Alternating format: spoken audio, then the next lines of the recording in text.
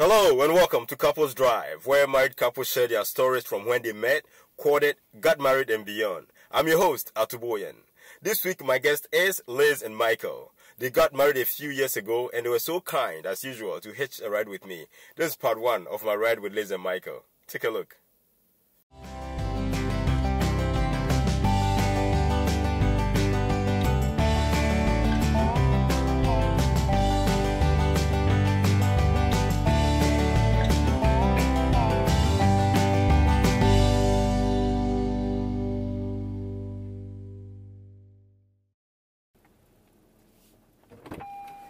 Hey guys.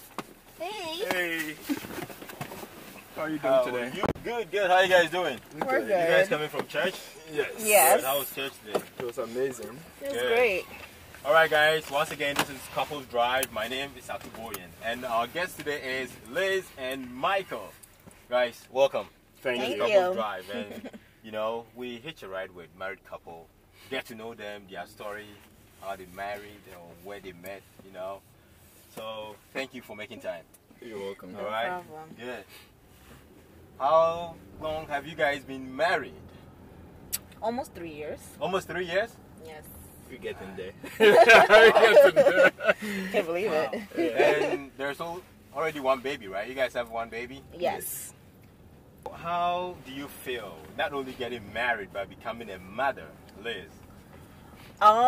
Well, as far as getting married, I think it feels good. But there's a lot of things that you learn when you get married that you didn't realize when you were single. Such as? So it's definitely a learning experience. Such as I feel like since getting married, I've learned so much about myself as an individual than before I was married. Okay. So it's definitely a great thing, but it's also a very challenging experience because you're learning how to not just look at yourself but also at the other person. So it's definitely challenging. And being a mother has been amazing. I love it. Now, before we get to Mike, would you advise? You said you guys have been married 3 years, right? Mm-hmm. Would you advise people like newly married couple to, start thinking of babies? Start thinking about babies immediately after marriage, or you? I think it depends on the couple, but for me, I would say that try to have fun first. Maybe travel first, get to know each other, because even if you've been dating for 10 years, it's different. Being married, it puts a different. I think it makes it more. I don't know how to say it, but when you're married, it raises the standards, because now you're looking at this person like, this is not my boyfriend or my fiance, this is my husband. So right. you expect more from that person than when he was your fiance or whatever. Right. So I would definitely say travel together, get to know each other, more. But if it depends. If you want to have babies right away, then go ahead. It depends on the couple. Michael, so what kind of adjustments have you made? Since becoming a married man, and even as a father. That for me, before I got married, I had that perception. Marriage is all fun. I have a wife, and it's going to be smooth. That was what I thought. That's what you thought. That's what I thought. About to say that. But marriage in practical is not just fun. It's a whole different direction. Like, you're going to meet good times, you're going to have bad times. So I have to adjust how I act. Like, there were ways, I always wanted things my ways. Now I have to realize I have a woman in the house and I have a kid. So there are some things that if I used to do it this way, I don't have to do it that way anymore. Okay. Because I have to think about somebody too that is in my life. So I've made a lot of adjustments ever since I got married. Being it how I spend my time, how I spend my money, and a whole lot. Oh, okay. Now, I think this is rather interesting to me. Since having the baby, right, Liz, and Michael, you also, I know you guys have different work schedules and all that. What changed for you in order to accommodate the new baby? How did you guys go about it? As far as the work schedule? Yeah, your work schedule, your daily schedule, whatever you used to do. There are certain things that I suppose you had to cut off in order to make room for your baby. for me, I think that it was definitely like lack of sleep too, came into it. But as far as the work schedule, before we had the baby, even a little bit after we had the baby, Mike was working nights. Okay. And I didn't really have a problem with it before, but after the baby, I hated it because I just didn't like I felt like the responsibility was a lot. I'm taking care of the baby in the middle of the night. When Mike was there, I was more relaxed. But now it's like, like every little thing that I would hear is like, I just felt like I just liked having him there in the night. So he had to kind of switch that and work, daytime. So now our schedules align.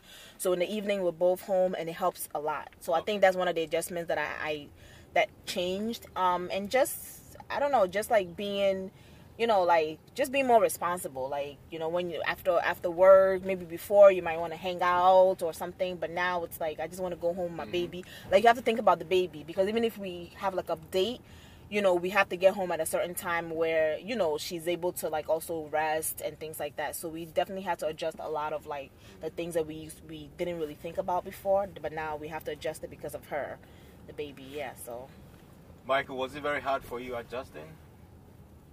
It was initially, but because it seems her own, like, it's not like that. Not that it seems her whole life depends on you. Right. Like at night you be sleeping and you hear the cry, you have to get up. And even when you are at work, you are still thinking, she's with a babysitter. Is she okay? Is everything going on well with her? So it's not an easy thing raising a kid, especially as a new couple. Mm-hmm. But the joy that comes with it, it's worth it. Yeah. You feel, I can't say proud, but you feel so happy that you have somebody who is growing up beautiful. So even though it's hard, but it's fun. Yeah, and sometimes even when like if I'm upset at him or something, just looking at the baby is just like, what am I even mad about? You know what I mean? Like, it just makes everything like... he gave you a beautiful baby. Yeah, exactly. Well, like, what am I stressing out about? Like, it's not that serious, Look at this beautiful baby that, is dependent on the both of us. That's good. Now, one of my favorite questions is how you guys met. Okay. You want to go? How did you guys meet? And who made the first move? How we met, I don't know. This is how I remember how we met. Michael, this is how you remember. You have to remember. Let's hear it. Okay, then I have just moved from Ghana. I was new here. Okay. And I remember we used to come to Bible studies. And I was one of the first people that go for the train and rush home. So I remember one Wednesday after Bible studies, Liz came. She said hi to me. Okay. I was heading to the train station. She asked whether I need a ride. I'm like, sure. She gave me a ride. She took me home. And then it happened the following week. So we started talking after that. So Liz sort of became a volunteer Uber driver. Not necessarily. Oh. A good sister in the Lord who tries to help his brother out. That's how I remember we got to know each other. I don't know. Liz, is that accurate? That's accurate, yeah. That's how we started, like, he said it right. But the reason why, like, there was something about Mike, and I always tell Mike, I was like, I don't know what it was, but when I first, because I saw him actually before the Bible studies, I was like, oh, who's that? Who is that? Like, I want to get to know him. I never seen him before. What was that thing? What was that thing that made you? I don't know. He just stuck out to me. I don't know how to describe it. Like, I think I was in church one time and I saw him and he just stuck out. I didn't know who he was. I didn't know his name. I didn't know anything about him. But something about him stuck out. And then I kept seeing him after that. I kept, I guess that was around the time that he first started coming to church. So I just kept seeing him. So I think, so I wanted to get to know him, but I didn't know how to, like, approach him and stuff like that. So, and I saw that he was really, really, like, he was in love with the church, devoted. And he was very devoted. And it was at that time, to be honest, it was at the time in my life that I needed, my desire was to be really closer to God. And I just needed somebody to kind of pull me in there because I guess I needed that motivation. And I don't know if that was, that time I didn't know if that was him or not, but when, the Bible studies and I saw how he was talking, so I wanted somebody to kind of be like a teacher kind of So that's why when I gave him a ride and then we started talking, and he became that person for me at that time. Like, he was, you know, helping me, like, kind of increase my faith, and, you know, we'll pray together. So I really, really liked the friendship that me and him built in the beginning. But did you know it was going to lead to this? In the beginning, no. In the beginning, I just needed somebody I needed a friend. Like, you know, I was going through some things in my life at that time, so I didn't know at that time. But like I said, there was always something about him that just, I don't know, it just stuck out to me. And I didn't know, but I think after talking to him, after, you know, I hoped that, you know, I was like, this is somebody this is somebody that I would, like, want to be married to. You know, so I was hoping that it would lead to that. So gradually, and then I think he expressed that he felt the same way, and then we both was like, oh, okay, you feel this way, I feel this way. So then kind of like marriage started coming. We started talking about it, you know. What? Was it during Bible studies when you guys expressed this? No, it wasn't during Bible. Okay, all right. Okay. I just want to clarify. And me, for instance, and around that time, that was around the time that I was praying towards my marriage. I was praying, and when she came around, I realized she had everything that I want in a woman. Such as how she expressed herself. And I felt like that time I was very quiet. And how she was, how she's able to, say some things. So I felt like she will make me complete. And I believe she has. I believe she has, and she's able to push me to reach the limit I'm determined to get to. Awesome. You know, being pregnant for the first time, how was it for you? Oh my God. I think, you know, and this is like, you know, I think that social media or like other people, however you want to see it, put a lot of like, they make marriage and being a mother and everything like a fantasy. So when you're going through it and you're not feeling that whatever everybody's saying that you should be feeling, you feel like, oh my God, is there something wrong with me, or is there something going on? When I first became pregnant, I would say the best word to use it, I was ambivalent, because I think I looked more at it as, oh my God, this responsibility, you know? And I knew, I'm married, I knew eventually I'm going to have a baby and get pregnant, but when it actually happened, I was so scared of it. And so I was so scared that I wasn't able to enjoy. I think much later on, when the baby starts kicking and stuff like that, then you have no choice but to enjoy. But in the beginning, like, it's like you're always thinking about it, like, is this, you know, you're always stressing out, is this the right decision, you know, how am I gonna be a mom, I'm too selfish, or I can't even, you know, take care of myself, how am I gonna take, like, there's all these thoughts in your mind that I think distract you from actually enjoying the pregnancy, and actually, even when the baby comes, actually bonding with the baby. So I think a lot of people have to be aware of that, like, you know what I mean, and try to, if possible, just like kind of silence those thoughts and just bond with the baby and just know everything's going to be okay. Like, God doesn't give you anything that you can't handle. I never in a million years would have thought that I would be doing the things that I'm doing right now, but I'm doing it, and I'm doing it in a glad way. Like, I love it, you know, and I never thought I would be able to do it because I was always so scared of it. So I think that's something that's always, you have to always be mindful of it. Like, it's not, if you don't feel like you're bonding like the way you should, then it's okay, you know, things will turn out. Right? It takes time, yes, like, it takes time because everything is new. It's a huge responsibility. Yeah. You know? Michael, how did you feel when Liz first told you that she's pregnant? How did you feel? How was the feeling like? I thought she was joking initially. Why? Because how long had you guys been married then? I think a year. No, it was 6 months. 6 months? I got pregnant after 6 months. Oh, okay. So, yeah, I was studying and she came. She was like, look. Like, I showed him the. She has done like 3 tests. I did. I'm like, look what? I'm like, she's pregnant. Initially, I was like, is she serious? Then I begin to realize, yes, I'm going to be a dad. It just hits me. I'm going to be a dad. I'm going to be a dad. So it was kind of mixed feelings initially. Yeah. Then, after I slept over it, then the joy came. And I remember I was upset because I feel like he didn't give me the reaction that I wanted. Like, I wanted him to like jump up and down. He was like, and he was just sitting there like, wow, oh my God. And I'm like, what do you mean? Hello? But I think he also thought I was playing because I had done like that almost every month I would do like pregnancy tests. So he was just like, oh, she's doing another one again. Like, you know, I'm like, I think I'm pregnant. Like every little thing, like I thought I was pregnant, you know. Right. I didn't know what to expect. So yeah. Yeah, but with that being said, looking at what women go through with pregnancy, they have to be respect. Like, you have to respect women. Really? Like, how do you mean? Like, if you like the things that she goes through, like carrying a human being inside of you. I was there in the delivery room, and the things that I saw, like, it changed my perception of how we see women. Right. It is not easy. Like, you have to respect women. You mean honestly. during labor? During labor, and then during the pregnancy itself. Like, I don't think any man can handle it. Like, I can't. I know I can't. So, it changed after the delivery and everything. It changed my perception. A lot of respect for women. I had a lot of respect for women, my mom, my wife, and every woman I see, because it's not easy.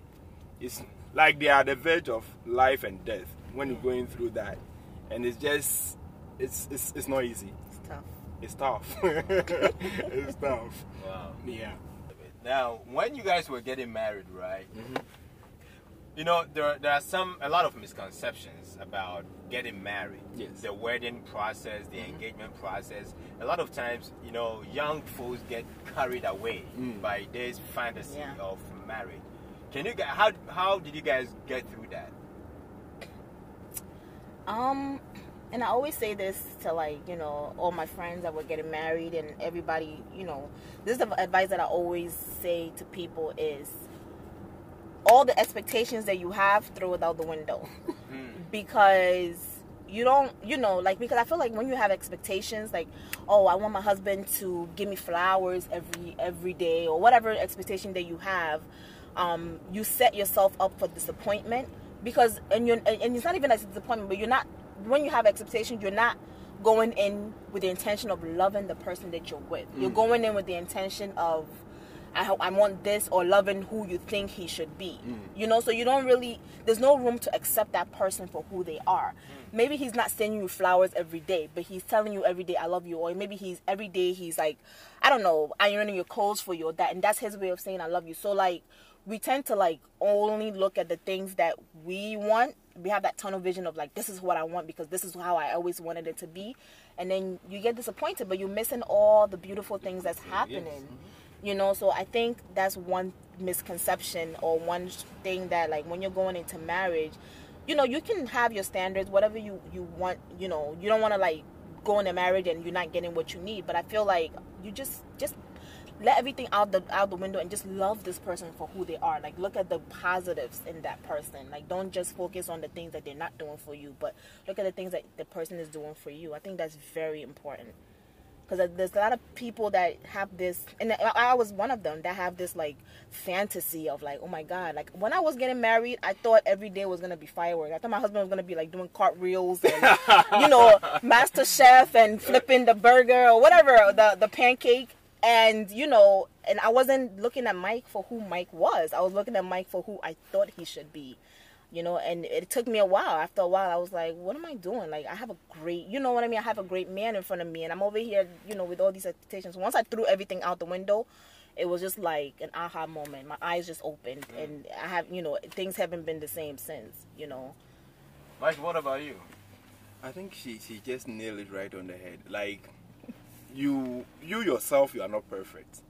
And the one that you're going to meet to is not perfect. And regardless of how long you say I've known this person, it is different when you guys move together and go you living as couples. Right. One thing that, as she said, don't think that, oh, this person is going to be the greatest person on earth. See the good in the person, and then try as much as you can and throw away the bad side. You are definitely going to see some parts that you've not seen that are horrible. Those things, if you center on it, if you draw your attentions more on it, the marriage is not going to work. Yeah. So every good thing that he does or she does, look at those things and value it. And then praise him for those things. And then don't let justice be every evil thing. one thing that most marriage people go through is you'll be doing everything good, but only one bad thing that you do, then that becomes so exaggerated that they don't even see the good in you. So I think that is one thing that we are working on it. Right. Trust me, in the beginning, you're going to ask yourself, what is this? In the beginning, it's going especially to be... when you start seeing each other's flaws. Uh-oh. You know, in the beginning, like, it's all lovey-dovey, but after a while, after you start seeing little things, you're like, what? You know? How did I not see this? Yeah, like, how come I didn't see this? And I didn't mean to cut you off, but I also think also, like, because Mike is also, like, he's an elder in the church. And when you have somebody that's, like, in that high authority, you see them different. And when they become like your husband, it's like, what? Like, you know, this person that you see preaching and you see praying and they're so powerful, and now like all the layers have been peeled off and they're in this vulnerable state. And then it's like, what do I do with this? You know what I mean? You have to realize, like, he's also a human being. Exactly. Like, he's not this perfect person, you know, that's praying and stuff. Just because he's prayerful and he's a man of God doesn't mean that he has flaws. You know what I mean? So I think that also puts another thing on it too. You have to, like he said, you have to see these things. Like, the person is not perfect. If you're not perfect, why would you expect your partner to be perfect too? Yes. So on that note, Liz, what is one thing that you dislike so much about your husband? If there's more, let's know as well. you're taking us there, huh? Yeah. Hey, welcome back. That was part 1 of my ride with Liz and Michael. I hope you picked something up from their journey. Please make sure you subscribe to our YouTube page and follow us on Instagram and Facebook so that you'll be notified when new videos are posted. I will see you next time with part 2 of my ride with Liz and Michael. Until then, let's keep love alive. God bless.